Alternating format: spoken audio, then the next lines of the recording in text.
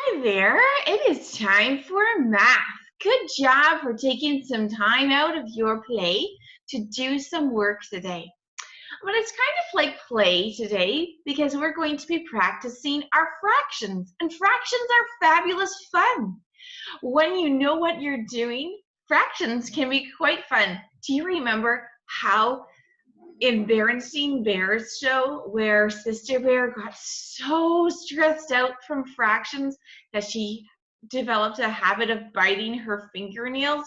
Well, I hope that you don't get so stressed out from fractions. I'm going to take some time to teach you how to record fractions, how to write fractions using numbers. It follows a certain pattern, and it's not a difficult pattern once you understand what each part is for. Okay, so let's begin, and we're going to start with our date, and this is the wrong page, so we'll just go back to where we need to go. Okay, here we go. Ooh, sorry about that. Wednesday, May 27th, 2020 at remote school. Here we go with fraction of fun. Here is a fraction example with a pizza. Ooh, that is actually a very big piece of pizza. If that is a large pizza, wow, 4 pizzas in all. But wait a second, what is missing? Let's have a look at this. And there's some other names there. Numerator and Denominator. Wow, those sounds like battle names. Numerator, Denominator. Well, I hope that you don't get any battles with math today. A numerator is a number to tell how many equal parts are counted or colored in our example for activity today in a fraction. Okay, so here we count 1, 2, 3 equal parts of the pizza are still left.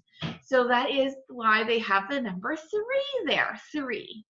A numerator is the number to tell how many equal parts are counted or colored in a fraction.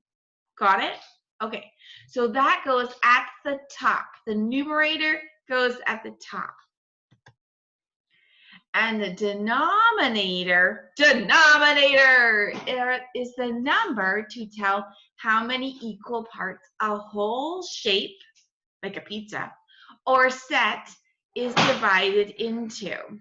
Okay, so that number goes on the bottom. Numerator goes at the top to tell how many are counted, and the bottom tells how many there are altogether if it was a whole. All right, what else? Don't forget the horizontal dividing line. Oh, I see it's green. That matches the green line here. That's right. Okay, so split them up. Divide those two numbers by drawing a horizontal, that means flat across, number to divide those two numbers. Well, this is fun. I like this. A numerator and a denominator and a dividing line. Cool, we can do this.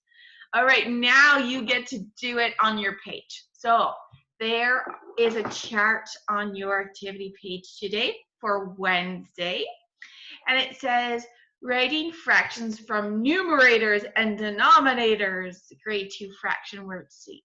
Write the fractions in the first column. So you need to write those fractions in the first column. I see that there is a picture fraction here, picture of a shape, and only part of it is colored, and we can say half. Did you see that too? Half is the fancy fraction word. A numerator there's one numerator, one part is colored in, and a denominator is how many pieces, equal parts are there in all. Right, okay, so how would we write the fraction for this? You're right, it also means half. And you would write the number 1 on top and number 2 under, but don't forget the horizontal dividing line. Right. Good. How about the next one?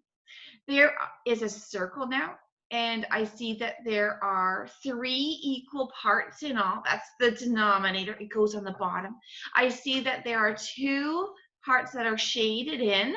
That's the numerator, and it goes on the top. And so we write the fraction like this. Zoom, 2/3. So 2/3. 2 on the top with a dividing line, horizontal dividing line, and a 3. I'm not going to do any more with you. You've got this. You can do it. When you get to the bottom part, it is a set. It works the same way. They tell you what number to write at the top. They tell you to write the number on the bottom. It's because there are 7 colored in of 8 equal parts. I miss you, and I'm so proud of you for doing your good work. Keep it up.